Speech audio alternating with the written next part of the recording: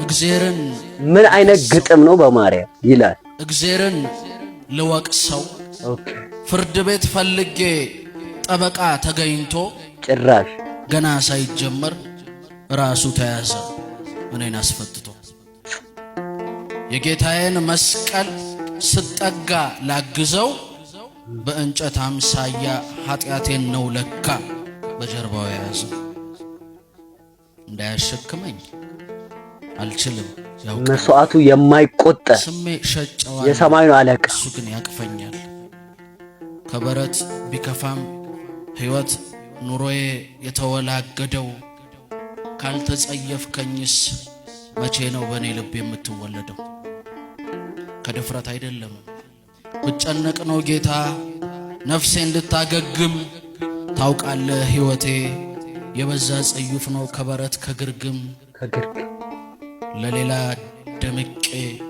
ለብቻዬ ስሆን ኃጢአቴ ይነግሳል ይሄ የሰው ልጅ ሕይወትማ ከበረት ይብሳል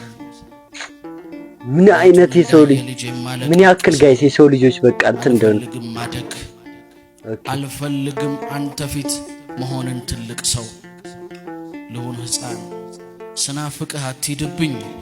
መጥፋት አልፈልግም ዕውቀት ሆነህብኝ እኔ ጋር መጥታ ኖር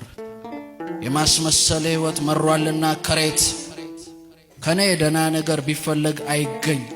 እንደ ቀይ ናዝሬት መች ይገኛል በሱ ቸርነትና በይቅርባይነቱ እኮ ነው እየኖርን ያለን ማታ በምህረቱ ብዛት ሱቅ ወጣ ሊሸጥ በጨረታ አራንተው ተቆጣ አራንተው ግረፈኝ አራንተው አፍርሰኝ ሰውስ አልሆነኝም ስቀርበው ጭራሽ እያነሰኝ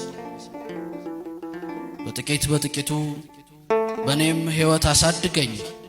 እረኛዬ እንድትሆን መጀመሪያ በግህ አርገኝ